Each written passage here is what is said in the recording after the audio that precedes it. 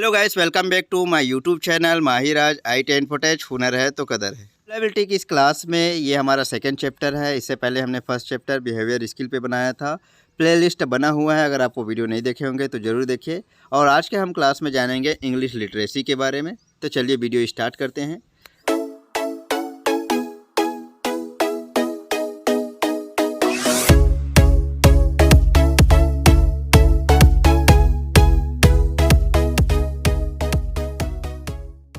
तो आज का हमारा टॉपिक है अंग्रेजी साक्षरता यानी इंग्लिश लिटरेसी। चलिए अंग्रेजी का परिचय समझ लेते हैं। तो अंग्रेजी वर्तमान युग में बहुत ही ज़्यादा उपयोग में आने वाले भाषा है, लेकिन बहुत से लोग अभी भी इस भाषा को बोलने और समझने में पूरी तरह से सक्षम नहीं है।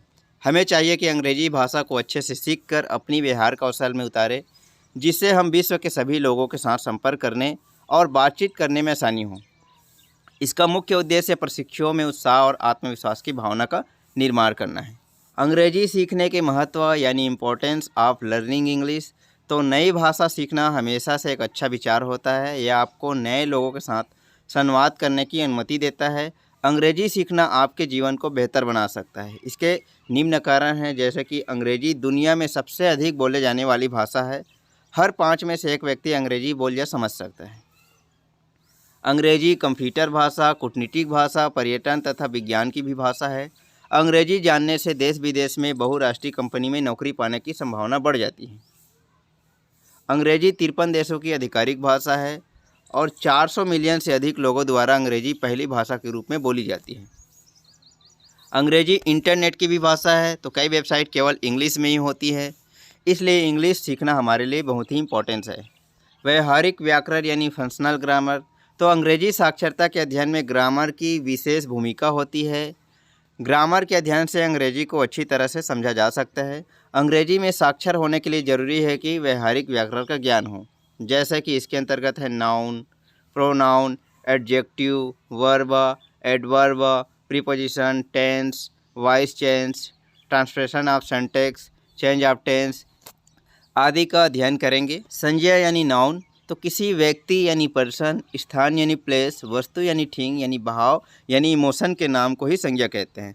उदाहरण स्कूल यानी लैंडमार्क, राहुल व्यक्ति का नाम, पामगढ़ स्थान का नाम, सोना किसी भाव का नाम, बचपना किसी इमोशन का नाम इत्यादि। तो ये सभी क्या कहलाएंगे? संज्ञा कहलाएंगे। संज्ञा के 5 प्रकार होते हैं। व्यक्तिवाचक संज्ञा यानी प्रॉपर नाउन, जातिवाचक संज्ञा यानी कॉमन नाउन, समूहवाचक संज्ञा यानी कलेक्टिव नाउन, द्रव्यवाचक संज्ञा यानी मटेरियल नाउन, भाववाचक संज्ञा यानी एब्स्ट्रैक्ट नाउन। तो इस तरह से संज्ञा के 5 प्रकार होते हैं। है हमारा प्रॉपर नाउन। तो किसी खास व्यक्ति यानी स्पेसिफिक पर्सन या स्थान यानी प्लेस के नाम को प्रॉपर नाउन कहते हैं। प्रॉपर नाउन को हमेशा कैपिटल लेटर से प्रारंभ लिखा जाता है, जैसे Sunil is my friend, he live is daily. तो कॉमन नाउन्स। तो कॉमन नाउन से किसी व्यक्ति, वस्तु या स्थान की श्रेणी या जाति का बोध होता है, जैसे all the gardens in the neighbourhood were invaded by beetles. Collective noun. तो किसी व्यक्ति या वस्तुओं के समूह को कलेक्टिव नाउन कहते हैं। सामान्यतः कलेक्टिव नाउन का प्रयोग सिंगुलर में होता है। यदि इसका प्रयोग प्लूरल में किया जाए तो वह कॉमन नाउन बन जाता है, जैसे कि the jury is dining on take out chicken only. Material noun. तो किसी मेटल या सब्सटेंस के नाम को मटेरियल नाउन कहते हैं, जैसे the necklace is made of gold. तो यहाँ पर नेकलेस गोल्ड क्या है? मटेरियल है। Abstract noun. तो यह नाउन ऐसे गुण, भाव, क्रिया या एवं अवस्था को व्यक्त करता है जिन्हें फिजिकली टच नहीं किया जा सकता व न ही देखा जा सकता है। इसका प्रयोग सामान्यतः सिंगुलर में ही किया जाता है। Justice option seem to sleep out our graves. टेस्ट है सर्वनाम यानी प्रोनाउन। तो संज्ञा के स्थान पर प्रयुक्त होने वाले शब्द को सर्वनाम कहते हैं, जैसे ही, सी, दिस, इट, देम इत्यादि। इसका प्रयोग सर्वनाम की पुनरावृत्ति को रोकने के लिए किया जाता है, जैसे Ajay is a doctor, he help poor, Shweta is his wife, she is very beautiful. तो उपरोक्त वाक्यों में ही का प्रयोग अजय के लिए तथा सी का प्रयोग श्वेता के लिए किया गया है। अतः ही और सी प्रोनाउन है। ही यानी लड़कों के लिए, सी यानी लड़कियों के लिए। सर्वनाम के प्रकार यानी टाइप्स ऑफ प्रोनाउन। तो यहाँ है व्यक्तिवाचक सर्वनाम यानी पर्सनल प्रोनाउन। जिस प्रोनाउन से किसी व्यक्ति, जानवर या वस्तु का बोध हो उसे पर्सनल प्रोनाउन कहते हैं। इसके अंतर्गत we, you, she, he, it, they शब्द आते हैं, जैसे कि सी इज ए गर्ल। उपरोक्त वाक्यों में सी किसी व्यक्ति का बोध हो रहा है, अतः सी पर्सनल प्रोनाउंस है। निजवाचक सर्वनाम यानी रिफ्लेक्सिव प्रोनाउन, तो जो प्रोनाउन किसी काम का प्रभाव सब्जेक्ट पर दर्शाते हैं, अन्य किसी पर नहीं, वो रिफ्लेक्सिव प्रोनाउन कहलाते हैं। इसके अंतर्गत myself, himself, yourself, ourself, itself आदि शब्द आते हैं। I have completed it myself, she punished herself for the mistakes. तो उपरोक्त वाक्यों में माई सेल्फ और हर सेल्फ सब्जेक्ट पर प्रभाव दर्शा रहे हैं, अन्य किसी पर नहीं, अतः माई सेल्फ और हर सेल्फ रिफ्लेक्सिव प्रोनाउन है। प्रश्नवाचक सर्वनाम यानी इंटरोगेटिव प्रोनाउन, तो जो प्रोनाउन किसी व्यक्ति, वस्तु या स्थान के संबंध में प्रश्न पूछने के लिए प्रयोग किए जाते हैं, वे इंटरोगेटिव प्रोनाउन कहलाते हैं। इसके अंतर्गत which, what, who, where, when, whose, whom, how शब्द आते हैं, जैसे WH शब्द। Example, where does he work, which was his pencil. तो उपरोक्त वाक्यों में वेयर तथा विच का प्रयोग प्रश्न पूछने में किया गया है, अतः वेयर और विच इंटरोगेटिव प्रोनाउन है। अनिश्चयवाचक सर्वनाम इंडिफिनिट प्रोनाउन, तो जो प्रोनाउन किसी व्यक्ति या वस्तु की अनिश्चित संख्या या अनिश्चित परिणाम का बोध करते हैं, वो इंडिफिनिट प्रोनाउन कहलाते हैं। इसके अंतर्गत some, only, any, many, much, few, little, all, nobody, none, other शब्द आते हैं, जैसे कि some of my brother are in army, I have many friend in the class. तो उपरोक्त वाक्यों में सम तथा मैनी अनिश्चित परिणाम व अनिश्चित संख्या का बोध कराता है, अतः सम और मैनी इंडिफिनिट प्रोनाउंस है।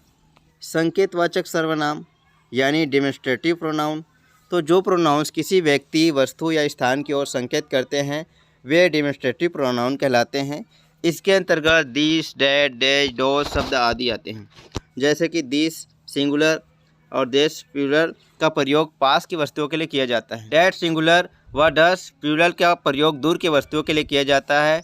इट प्रोनाउन के पश्चात सदैव वर्ब आती है, जैसे कि that was my dog, these are my chairs. तो उपरोक्त वाक्यों में डैट और डॉग की ओर, दिस चेयर की ओर संकेत कर रहा है, अतः डैट और दिस डिमोन्स्ट्रेटिव प्रोनाउन है। विशेषण यानी एडजेक्टिव, तो वह शब्द जो किसी नाउन या प्रोनाउन की विशेषता जैसे कि रंग, रूप, दोष, आकार, प्रकार आदि प्रकट करता है, एडजेक्टिव कहलाता है।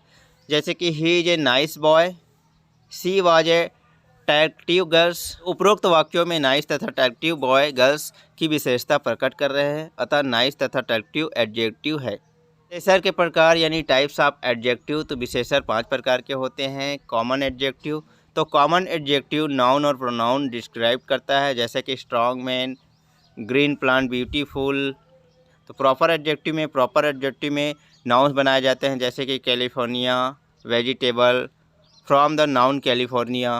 कंपाउंड एडजेक्टिव, तो कंपाउंड एडजेक्टिव एक से अधिक शब्द वाले होते हैं, जैसे कि for of country, teenage person. Interrogative adjective में आता है व्हाट, हुज, विच, वेयर जैसे शब्द प्रश्न करते हुए एडजेक्टिव का कार्य करते हैं, तो इंटरोगेटिव एडजेक्टिव कहलाते हैं। इंडिफिनिट एडजेक्टिव, तो इंडिफिनिट एडजेक्टिव किसी वस्तु की मात्रा यानी स्पेसिफिक अमाउंट को व्यक्त नहीं करते हैं, जैसे कि all, another, any, but, each, इधर, फ्यू, मैनी, मोर, मोस्ट, नेदर, अदर, सर्वल, सब इत्यादि इंडिफिनिट एडजेक्टिव कहलाते हैं। नेक्स्ट है काल यानी टेंस, तो टेंस 3 प्रकार के होते हैं, present tense, past tense, future tense. वर्तमान काल यानी प्रेजेंट टेंस, तो इस टेंस में प्रयुक्त वर्ब की फॉर्म द्वारा यह प्रकट होता है कि कार्य वर्तमान समय में हो रहा है, जैसे कि ही प्लेस फुटबॉल, वह फुटबॉल खेलता है।